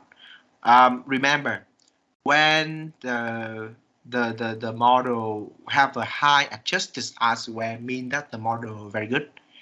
The model with low cross validation, low IEC, low IEC, IYC, sorry, IIC, AIC. Well, one more time. Remember, with the model, the higher adjusted R-square, the better the model. But the lower CV cross validation, the lower archive key information criteria, lower corrected archive key information criteria, and lower Bayesian information criteria, that means the model better. Nhớ vấn đề này, khi mà so sánh với các model, họ sẽ run hết 5 cái này.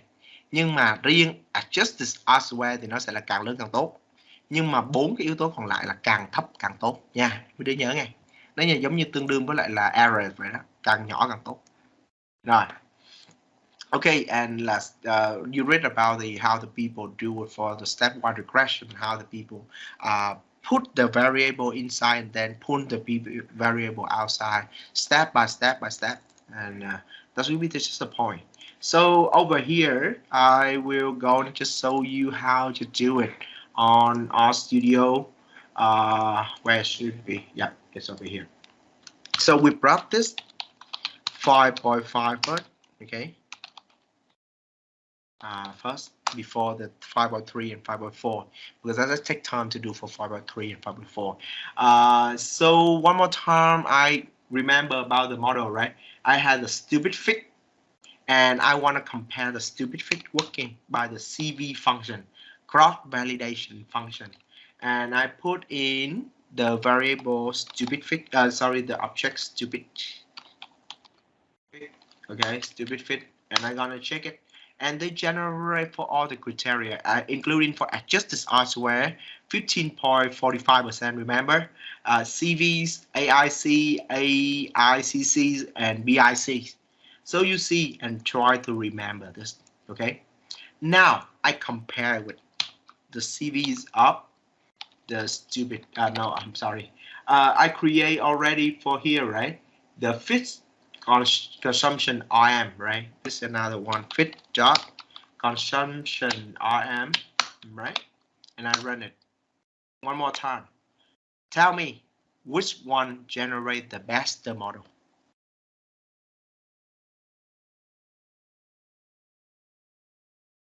Một cái model, the first model I run it, right? I call it like stupid. I call it what? The stupid fit, because that's I run it for the simple regression model between consumption and income. I run another one and say that it will be fit consumption or MR, multiple regression, with the all the variable includes. Okay. Now I check for the criteria of the accuracies and which one generate the better result. Which one?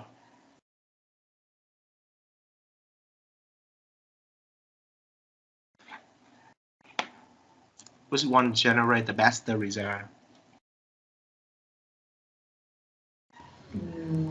Rõ ràng là cái ở dưới là thầy do 4 cái này rất. Thầy hồi nãy thầy vẫn nói là gì?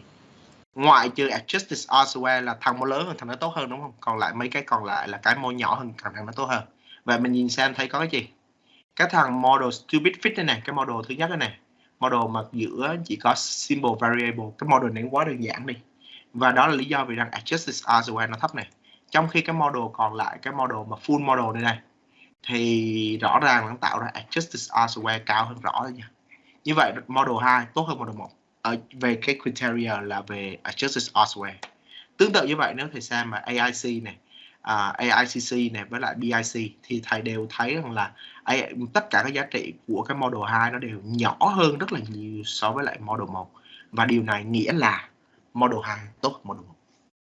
Mọi người nhớ được không? Got it? Yeah, vậy như vậy thôi, đơn giản là mọi người chỉ khi so sánh những model. Và cái nhiệm vụ của mình là rất nhiều lần. Đối với một thằng modeling á, là nhiệm vụ của mình phải làm rất nhiều lần. Ví dụ như thế thì thầy phải so sánh. Và thầy thấy rằng là hiện tại có model nào đánh bại được model này không? Thì thầy giả sử thầy tạo ra một cái model mới nữa. Nó tên là như đây, nhưng mà bây giờ thầy sẽ từ từ thầy loại bỏ bớt. Ví dụ thầy thấy trong mấy cái yếu tố này, thầy nhìn thấy thằng ví dụ production có vẻ không relevant lắm, thầy bỏ thằng production đi. Không bỏ hết ra, nhưng thầy run như vậy. Rồi, bây giờ thầy sẽ so sánh một lần nữa CV của thằng fit job some MR new MR1. Let's go check it. Đây là model mới. Model mới nó không tốt hơn model cũ, đúng không? Tốt hơn hay không tốt hơn?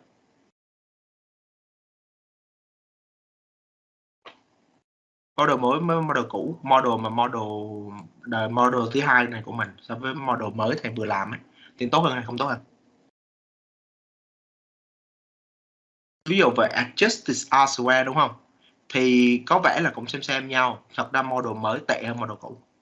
Vì cái này là 48.85%. Còn thằng quỷ này là còn 74, thầy thấy là 74.85, thằng này là 74.56. Có vẻ yếu hơn. BIC của thằng này lớn hơn xíu, nhỏ hơn xíu, thằng này tốt hơn này.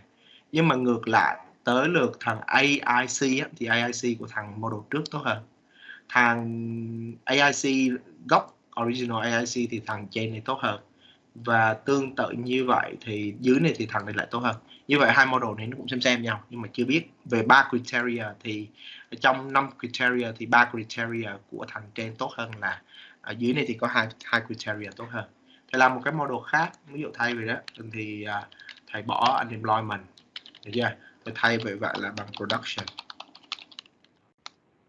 Lần này thầy gọi nó là I'm2. Rồi lần này thầy find run á, fit CRM2. Okay. Run. Lần này model có vẻ còn tệ hơn lần trước nữa. Tất cả các chỉ số của thầy có vẻ là không, ví dụ adjusted R-square không lớn hơn này. Thằng BIM này nó có vẻ lớn hơn xíu so với model trước, nhưng mà lại kém hơn model giữa. Nói chung nhìn như vậy, thầy run nhiều lần thì thầy thấy là thầy sẽ chọn ra model là tối ưu nhất trong tất cả model. Mọi người hình dung được không? Đó, thì đó là cái cách để mà người ta chọn cái model nào là thực sự tốt, chứ không phải là dựa trên cái kiểu là mình tới đây cái mình bỏ hết tất cả những cái model, tất cả những cái variable nào mà insignificant. Okay, that's the point. Now let's come back with the other kinds of stuff. So we have another one that should be evaluating for the regression model. We want to assure that the model is good or not good in terms of assessing for the to see like if that meets for all the requirement about the assumption, about the residual, about the residual plot, and we want to check for if the residual have the kinds of that follow for the white noise. Remember, they are not so like heterodactyl. They don't have the problem about the autocorrelation, and they are follow for the kind of normal distribution. We are the branch Godfrey's test, and this will be the your work. Okay, actually, like I would just assign you guys just go home and take a look into the slide and also my video, because my video post on the RStudio, sorry, on the Canvas. They already have this part. So in the part 2 of the video, so I already create everything and summarize everything on RStudio, and you can take a look on that one. So I will not waste the time for this one. Okay. So basically when we really have the data, the already generated for the regression model already, we must make sure that the residual will look a little bit good, and we compare them all. So this will be how the people will gonna do. This is some graph, and yep, sorry. Some graph and some kind of like coding that you can use for the section 5.3 about evaluating for the regression model. For example, you can use the function fixcom that should be the one that I used before. So you can check for the residual. Remember about this function, you can check how the residual go in. Should they be like conflict? Basically, like for over here, you see they go around 0, but however the variant, right, they not stable. It look like some of the time they very big, some of the time they very small. The ACF we can see over here. I'll jump it out. You can see like over here, we can see like the ACF, the function. So that there's some kind of like autocorrelation between the last number 7 with the current values. But that's not so bad. Compared to the rest of them, most of them still be in the kind of like significant bound, and that means that the blue dot line still be there, and it's not high violate for the problem. And also for the residual, they follow for the kind of like normal distribution, even when we have a little bit long right skew, long right tail, but however the data look a little bit good. So that will be the way for people to run and check for the residue of the model. And also we can do it, we can create for the model, we can run it like if we want to see for the residual and run and want to see the residual how it look like. So we can, all the code that I provided would be you guys would just see the residual. Remember residual with the difference between the fixed values and the real value, right? So the smaller residual, the better the model will be. And I can generate for all the graph. And I generate them in the same graph at the same time. I create the different, like the correlation between the income and the residual. That means one of the assumption, remember about one of the assumption about the model of linear regression, remember, errors or they must be no unrelated to the predictor variable. Một trong những cái nguyên nhân mà vì sao họ phải run cái model, cái graph vừa rồi là unrelated giữa cái independent variable với lại cái error. Vừa rồi đó là residual với lại là income này, hoặc residual với lại production, residual với unemployment và saving. Thì mình nhìn thấy cái đường này là một đường đi ngang. Đường đi ngang thể hiện là gần như nó không có mối quan hệ gì. Đó là thể hiện, đó là cái mà quan trọng nhất của residual. Thì mình phải check xem thử residual nó có tệ hay không.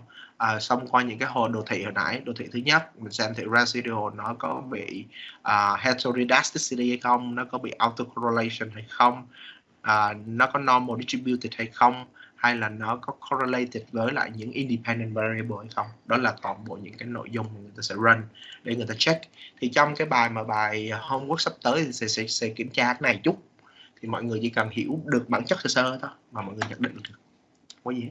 Rồi, còn cái này là một cái đoạn code để mà đưa hết, bình thường là tất cả cái graph nó sẽ separated như thế này.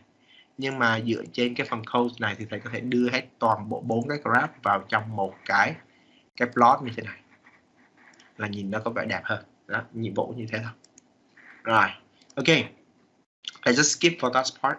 I will spend more time to talk about the you guys will just have to go home, right, and try to read for the section 5.3, evaluating regression model, and to see all the things around here. Okay, don't really have to worry. So I has already create a lot of information and very detailed about the model and the residual check in this section. So you guys just have to go home, take a look into the slide, and also watch for my video about how to just generate everything on RStudio.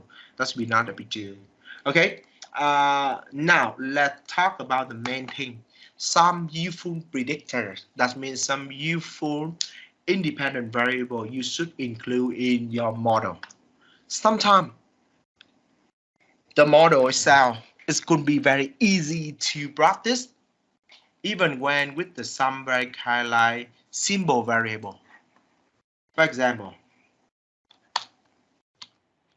over here we brought this on 5.4, okay, and some useful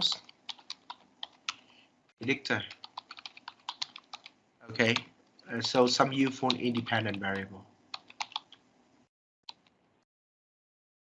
Some useful independent variable you should use. And remember about a USB data. These are a single variable. They are very single data. So single data, what does it mean? When you take a look into the data, so for example, the head of the AUS beer, okay, remember, they just have one single variable. That's all the production of the AUS beer. Mấy đứa có nhớ về cái AUS beer này không? Cái AUS beer này nó rất là khác với cái tập dữ liệu AUS chain hồi nãy. US chain hồi nãy nó có nhiều variable cùng một lúc. Ngược lại AUS beer này nó chỉ có một variable duy nhất thôi, một cái time series duy nhất thôi. Đó là cái giá trị về AUS beer thôi. Toàn bộ mà chừng đó năm là sản xuất được mỗi năm bao nhiêu, mỗi quý được bao nhiêu beer như vậy hết.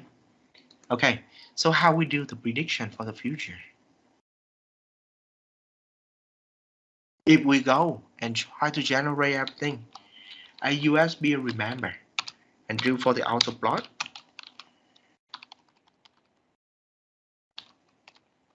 They just are one single data like this. How we do the prediction for the future? There's no way, man. There are no other independent variable. But it doesn't mean that could be not. We can try to generate the independent variable that associated with the data. But first of all, I will try to try to just generate for subset, okay, the data, okay, try to subset for the data, sorry. All right, and like always, I will call this beer 2, and I want to just apply for the AUS beer, but I apply for the window. So remember about start time. All the time we should start from 1992, because from 1992 the data quite stable. So that's the reason why I want to just have the data of the beer 2. And if you want to see the beer 2 one more time, just the data from the first quarter of 1992 into the second quarters of the 2010. All right, and now this will be the time for me to plot it if you want, like beer 2, and I'm going to do for the auto plot. Okay, and I want to have the X lab, should be whatever year, okay, plus for the Y lab should be megaliter.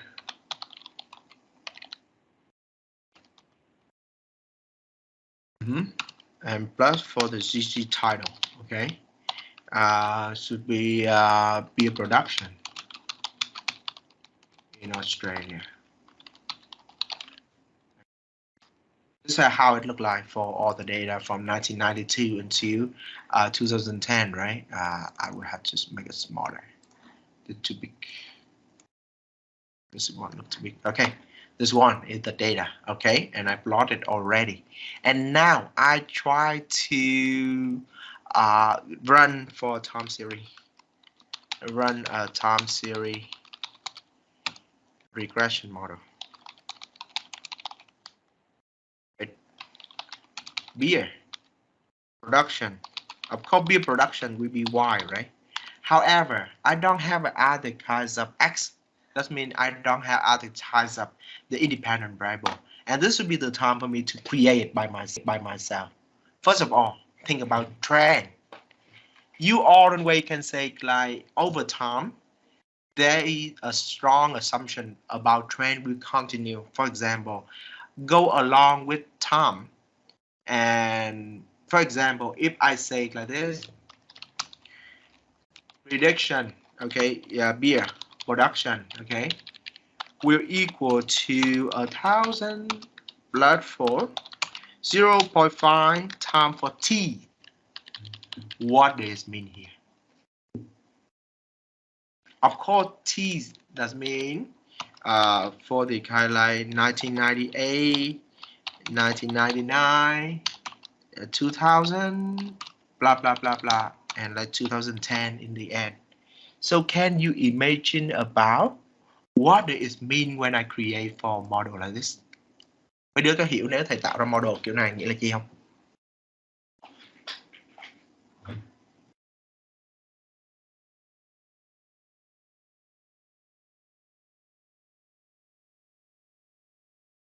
So that means if T increase, beer will increase. That's a trend, right? If the years of 1998 and I just put it in like T's, right? T's over here will be 1998. So I have the beer, a number, something like that. But when the T increased into 1999, that means one more year, and the beer will increase a little bit more. So that means the longer, the later periods, the higher the beer production it would be. So the function like this can show us about the idea about the trend, right? Đây thể hiện được cái mối quan hệ giữa thời gian với lại là cái beer production. Rõ ràng là nếu như thời gian càng tăng lên á, thì beer càng ngày càng nhiều dựa trên một cái function như vậy, đúng không? Dựa function như vậy. Thì giả sử như đây đấy, thầy viết được cái function như vậy nghĩa là cứ mỗi năm tăng thêm, t mà tăng lên một năm, tức là t tăng lên một đơn vị, tức là t tăng lên một năm, thì beer sẽ tăng lên thêm 0.5 megaliter. Mọi người hiểu ý không? Và càng cái năm càng xa về sau này thì tất nhiên là cái beer production càng ngày càng nhiều. Mọi người hiểu ý không? You got it?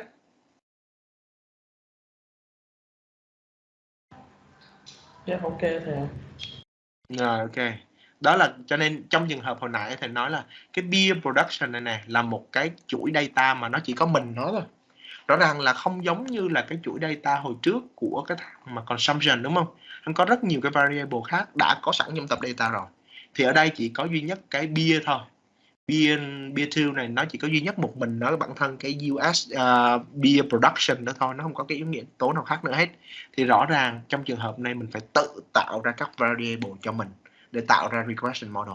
Và một trong những cái ứng cử cơ bản nhất là T, tức là time. Ok, đó là cách thứ nhất. Second one, dummy variable. Dummy variable is categorical variable that can get the value of 0 or 1 when you say yes.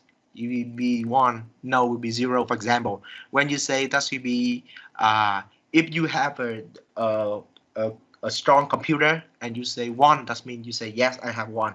And you say 0, that means no, I don't have. And the same thing can apply for the same fraction in the dummy variable of the time series, like for example, the dailies of the week, the day of the week. For example, you can encode it like Monday. If those days will be Monday, you say yes, that will be yes. If those days are not Monday, that will be 0, right? If those days are Wednesday, it's not Monday, 0. Thì đây là một cái cách để tạo ra được các dummy variable dựa trên ngày của năm. Đơn giản là vậy thôi. Thì dummy variable ở đây là rõ ràng là Monday thì nó sẽ chọn là giá trị 1. Nếu như ngày hôm đó đúng là Monday thì nhận giá trị 1. Nếu hôm đó không phải Monday thì giá trị 0. Và nhớ này, ví dụ như một tuần có 7 ngày thì mình sẽ phải tạo ra 6 cái variable như vậy. Nguyên tắc có 7 ngày thì mình chỉ cần 6 variable dummy như vậy là đủ. Bởi vì cái ngày cuối cùng, cái ngày mà ngày ví dụ đây là thứ hai, thứ ba, thứ tư, thứ năm, thứ sáu, thứ bảy, đúng không? Vậy Sunday, chủ nhật hắn sẽ nhận tất cả giá trị là 0. Vậy tự hiểu là nó không nhận bất cứ cái nào trong 6 cái biến này hết. Nó không phải Monday, nó không phải Tuesday, nó không phải Wednesday, không phải Thursday, không phải Friday và không phải Saturday. Thì nó Sunday nó sẽ tự nhận tất cả giá trị bằng 0. Mà nó đây là cái cách để nó biểu diễn. Thì nguyên tắc có 7 giá trị khác nhau, mình cần 6 dummy variable. Nếu có 5 giá, nếu có ví dụ như tương tự với lại là quarter 1, quarter 2, quarter 3 and quarter 4, quý 1, quý 2, quý 3, quý 4, thì thầy chỉ cần tạo ra là mấy variable? 3 variable, đúng không? 3 variable, ví dụ như là thầy chọn quarter 1 là làm cái base thì thầy chỉ cần là quarter 2, quarter 3 and quarter 4 để làm cái dummy variable thôi. Thì cái phần này là nội dung nó cũng nằm trong phần gọi là statistics thôi, basic của regression model thôi, nên thầy không dùng nhiều thời gian lắm để nói. Thì basically the same thing we can do with the intervention variable, trading, distributed Easter, the same thing other. Fourier series not required in this class. I redo it for you. But all the other kinds of things like trading day, with the people who work for the finance, we call it like trading day if that could be from Monday into Friday. We take a day off in Saturdays and on Sunday, so that's the reason why we say that's trading day. And same thing with the business day, right? Business day will be just from Monday into Friday. It's not include for the Saturday, it's not include for the holiday, it's not include for the Sunday. That should be what we people say. Okay, so but that's very simple for you to run for the data. So now let's go and just practice. Remember about our beer 2, they just have a one single one, right? The one single variable, and we cannot have any other variable. But however, in our studio, FBB2, trend and season is automatically generated. Okay. Now let's run for the model. Okay, I use the TSLM, the function for time series linear regression model, and I use my BA2. That's my variable, dependent variable, and in the impact of first of all the word trend, they automatically generate for me, and season. Okay, and I can run the model. The model over here look like this. Nhớ nguyên nhân vì đang thầy đọc cho giải thích model đây này. Model này nhìn thấy, mọi người nhìn thấy nè, đó là dưới dạng là bia, đúng không? Nó sẽ bằng với 441.80 rồi cộng với trừ 0.34 nhân với trend. Đây nghĩa là gì? Thời gian càng trôi thì thời gian càng lớn, đúng không? Cứ mỗi năm trôi, mỗi quý trôi qua, đây là mỗi quý trôi qua vì this is quarterly data. Cứ mỗi quý trôi qua thì sản lượng bia sản xuất giảm đi 0.38 megaliter. Mọi người hiểu ý đó không? Thứ hai, minus 34.66 time for the season 2. Season 2 ở đây về thực tế nó chính là quarter 2 của năm.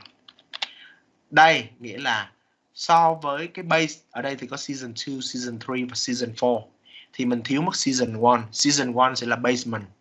Thì so với lại season 1 thì season 2 in average thì người ta sản xuất là 34.66 megaliter less. Nghĩa là so với season 1 là năm cái quý đầu tiên á, thì thường trung bình một cái quý, những cái quý thứ hai nó sẽ sản xuất lượng bia ít hơn 34.66 megaliter. Và tương tự như vậy, minus for 17.82 time for season 3. Season 3 ở đây chính là Q3. Okay. So for the Q3, the data is over here. That's mean the beer in the third season in the quarter 3, they generate for the beer production 17.82 megaliter, less than the first quarter. That's in the basement. And I plot for 79.6. That would be the 80. Time for season 4. That means Q4. So that means in average, the production in the season 4 is 72.8 megaliter more than the first season for the first quarter. Nghĩa là trung bình thì ở cái quý thứ tư này sẽ sản xuất 72.8 megaliter, nhiều hơn so với lại là cái basement ở đây là the season 1. Rồi, và đó là cái cách để mình biết được cái model và mình hiểu được cái model. Và mình nhìn thấy này, từ một cái data mà chỉ có duy nhất cái giá trị bia thôi, automatically là nó được tạo ra trend với season để mà giúp mình run cái model trước đã. You got it? If you want to just see it's more, you can do the summarize, right? And you put all the model inside. Sorry. And I put all the model inside. And you see all the full thing like this. With this one, they all have the p-value smaller than 0.01. That means all the significant. The adjustments also were very good. Actually, they be just up to 92% actually, man. And the app statistic is so good. So that means for the beers of the beer production of Australia, we can easily do it with the trend and the seasonalities only. You don't need any other kinds of variable to run for the model. And later you can use it for the prediction. Rồi, đọc tới đây có gì không hiểu không? Rồi.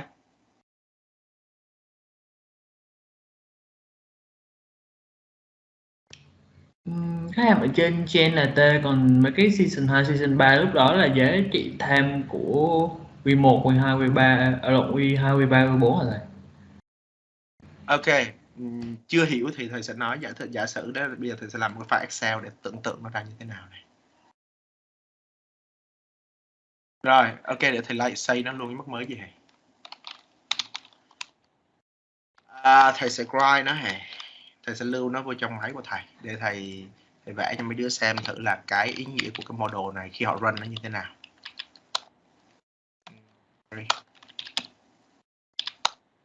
Rồi, this one right. Thầy sẽ xây nó để cho mọi người xem. Write CSV này. Để dùng cái model, cái beer 2 được chưa? Cái data của thầy. Và thầy bỏ nó vô run cho cái model của thầy là regression. Thầy sẽ chọn nó tên nó đi, lưu nó luôn, đổi nó hết. Nhớ là đổi mấy cái slash này nếu như mà mọi người đang dùng Windows Computer. Rồi, nó sẽ lưu vào trong máy của thầy để thầy save và thầy làm cho mấy đứa coi thử là cái biến này nó như thế nào. Beer2 hay sorry, not doc. Beer2.csv. Alright. Okay, I save it into my computer and I show you how to do it. Okay, this is the beer2. Right. Let's see. So beer2 actually they start from the quarter, right? Day. It starts from Q1 of the, so that means Q1 of the 2020. Sorry, 1992, right? Q1 of the 1992. So you can see it or do it like 0.1 1992 January, and you copy for all the rest of them up to the 1998. Okay. These are the data. Oh no, sorry. Q1 and the second one will be the 4th of the 1992. Okay, April. So they be quarterly data. Okay, yeah, that's how it look like. Yeah. April. The first quarter, the second quarter, the something like that. This is the beer 2. Okay. Biến này là biến beer 2 đúng không? Rồi, như vậy nếu như mà thầy làm á thì thầy sẽ gọi cái thằng biến này ra là biến mân được đúng không? Đúng không? Thầy sẽ làm một cái gọi là tính là mân của nó được. Thì ở đây thầy dùng một cái hàm gọi là mân. Thầy sẽ đọc ra được cái serial này của cái dữ liệu này là tháng mấy? Đây tháng 1 đúng không? Tức là quý 1 đó, Q1 đó. Tưởng tượng đây tương tự như là quý 4 tức là quý 2. Cái này tức là Q3 đúng không? Hoặc là thầy muốn là gọi là quarter để biến là biến quarter đi. Được chưa? Biến quarter. Thì if thằng này là bằng cái này logical test và nó là bằng thôi quarter nó chỉ mất công cái nhiều.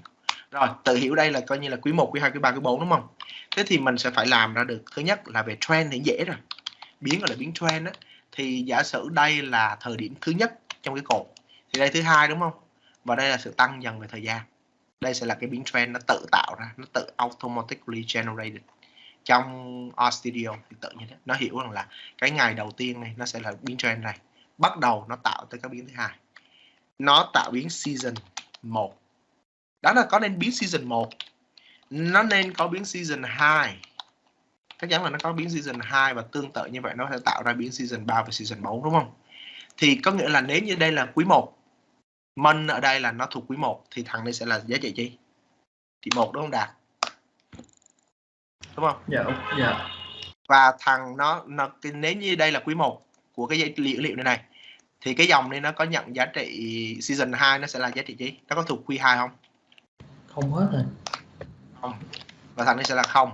Tất nhiên nó cũng không phải là thuộc Q4 luôn, đúng không? Không đúng không? Tương tự như đó. Tới lượt ví dụ như mà rớt vô cái dòng dữ liệu thứ hai này thì nó sẽ là nhận là chi? Season 1 là Season 1 là 0, còn season 2 là 1, mấy kia là 0. 1, mấy kia là 0 đúng không? Đó, đơn giản là như hiểu như đó thôi. Vẫn tự động hắn sẽ làm tiếp tương tự như đó là 0, đây là 0, đây là 1 chứ hả, quên 1 và đây là 0 đúng không? Được chưa? Và tương tự như vậy tới quý 4 thì đây là 0, đây là 0, rồi 0, rồi đây 1. Rồi ok chưa? Thì tương tự như đó hắn sẽ lặp lại miết cái chuỗi này. Hắn lặp lại hoài đấy đó. Hắn lặp lại hoài đấy. Hắn chỉ lặp lại miết cho đến khi hắn chán thôi. Rồi chưa? Hắn chán thôi. Nếu như không có gì sai hết thì nó sẽ như vậy, nó luôn luôn đúng là như vậy. Cái data nó sẽ luôn luôn đúng như vậy. Thầy đang làm rất là chậm nha. Để mấy đứa hiểu được là bản chất nó sẽ như thế nào thêm 2 dòng rồi đúng không? Rồi ok tới đây. Rồi cái data hắn sẽ tự tạo ra trong, thầy không thể demonstrate nó ở trong RStudio được vì nó automatically generated, nhưng mà thầy có thể giải thích nó trong phần Excel.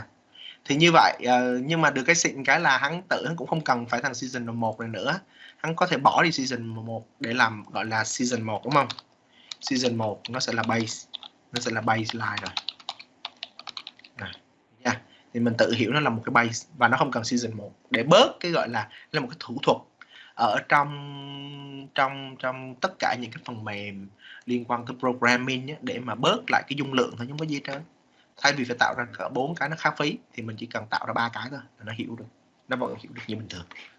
Rồi thế thì khi đó thầy vẫn run cái model như bình thường đó thôi. Thầy làm ra thầy run ví dụ như thế thì thầy có thể hoàn toàn run nó dạng là data analysis và thầy dùng một regression model bình thường. Thầy muốn run nó dưới dạng là y đây sẽ là beer đúng không? Rồi còn các x ở đây nó sẽ là chỉ là những cái thằng thầy vừa tạo ra. Rồi level in the first round xuất dữ liệu ra đây và nó xuất ra đây kết quả nó cũng y hệt, được chưa? Rồi ở đây có thể là nó sẽ hơi khác một xíu, ở đây nó sẽ hơi khác một xíu, nhưng mà mọi người nhìn này, cái kết quả nó có y hệt không? Các coefficient ở đây mọi người có nhìn nó exactly với lại là cái estimate này luôn không? Đạt thấy không? Nhàn thấy không? Hoàng Anh thấy không? Long thấy không? Thấy rồi. Thấy. Rồi hiểu tư tưởng của nó là làm ra như thế nào chưa? Hiểu rồi. Cái này là nhiều người họ không hiểu lắm, bản chất nhiều người họ dạy môn này mà họ không hiểu là vì đang họ tạo ra cái season với trend như đây. Thì thực tế thầy sẽ làm được nó hoàn toàn bằng một cái phần mềm đơn giản như Excel, nó vẫn làm được vô tư. Và đó là cái cách mà từ một chỉ duy nhất một cái chuỗi bia này thôi mà thầy tự nhiên tại đẻ ra được thêm một đống variable và run được nó dưới dạng regression model là như vậy đó. Và những cái khác nó cũng chạy y hệt luôn. Nếu mọi người nhìn xem thì nó có thể là những cái con số này nó có thể khác nhau xíu, được chưa? Nhưng mà ví dụ kể cả adjusted elsewhere nó giống hệt. Đó, hai model này giống nhau và mọi người hiểu bản chất của nó chạy như thế nào rồi chưa? Đúng không? Rồi gì nữa? Có gì không hiểu? Thì ổn mà. Đó. Rồi. Đấy, tương tự như vậy thì nó chính là chạy bên Excel nó ra rồi. Cái model. Rồi câu chuyện của Đạt. Quay lại câu chuyện của Đạt. Đạt nhắc lại câu hỏi. Dạ hiểu rồi thầy ơi. Thế là em hỏi là season. Hỏi cần hỏi đúng không? Thầy nói dạ hiểu rồi. Dạ. Rõ ràng quá rồi. Tại vì ta ghét nhất là dạy mà cái gì mà hắn cứ mơ hàng mơ hồ cái gì thầy hiểu được thầy sẽ nói cho mấy đứa hết.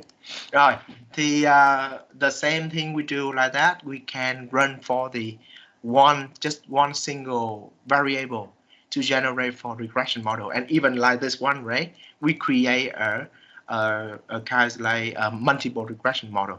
And this is super complicated, and it helped me to forecasting. Later, I can use it for the basic forecasting, but we'll talk about that later. Okay, so the thing will be like over there, and then when I already created for a model like that, I can do for the other kinds of stupid thing, and I don't want to waste the time. But yeah, I created the coding over here already. I can do it with the check for the fitted value compared to the actual values, like all way I do with the previous one, right? I can create for the actual data from the BA2, that's the actual data, compared to the fitted values, right? With the fitted, and I create it for the Autoplot. And you can compare between the two time series and how they are associated with each other. Sometimes have the different. Sometimes you see the mismatching between the two data, but however, they go together, they're quite associated, and they are quite correlated. Look good. You can the same. I do it with the previous one, right? Remember about how I show you. I created for the C combine. That means I create for time series, a data frame between the actual data and the fitted data. Okay, and then I combine them and create them file into the data frame, and I plot them at the same time into the scatter plot. And all the thing over here will be, you can learn it or watch into my video about how I create the model, how I show out like how the fitted value and the actual data are together. So the model look quite good with me, and I also like clarify everything by the data visualization spot by the quarter. So the different quarter have the different color in the spot of the data point. But anyway, we saw like most of the data they very close to the finished of all the first areas. So that's the reason why I can say the two data they quite good to each other. All right. So that's basically the one I want to show you in this section about section 5.4, right? Useful prediction. You can go and see it. Most of the time we can do it with the trend and season. If that could be the monthly data. So right over here, we just have the 4 season because this is a quarterly data. Okay, so we have 4 season. Okay, think about like when we have another data like monthly data. Okay, so for the monthly data on those days, okay, for example, I had anyone that had the monthly data. Với trong trường hợp mà nếu như mình có monthly data thì nó sẽ hơi phiền hơn xíu, nhưng mà mình vẫn làm được. Ví dụ thầy sẽ chọn ở đây là thằng AUS Cafeteria. Ok, ví dụ AUS Cafeteria thì nó là monthly expenditure in 18 hours in Australia. Ok, thì mọi người nhìn thấy đây là dữ liệu của, nếu mình nhìn đây, mình xem thử là AUS Cafe luôn đi, run hết luôn, chạy hết data ra. Thì nó sẽ chạy dữ liệu của January, February, March into December. Thì lúc đó mình cũng sẽ nó vẫn tạo trend. Nhưng mà khi season thì nhiều hơn đúng không? Season của nó thì nó sẽ chạy ra nhiều hơn, rất là nhiều. Nó sẽ chạy ra tới season 12. Nó tổng cộng có 12 season mà. Vì nó có 12 tháng trong năm và nó cũng nhận cái giá trị tương tự như vậy. Okay, got it? So basically that will be the main thing I want to show you for this section. We already say about the basic behavior behind the linear regression model, why they run for that, how you can run them for the time series linear regression model. And then we at the same time learn how to just assess about what the model look like. This should be good or not good, and how we can check like if the model are very good or not. We compare between the different model by the cross validation function. And we also learn how to use some kinds of useful predictors like the trend, like the season of the data to do for the forecasting. Of course, like up until this part, you just learn about the model. You had not run for the forecasting yet.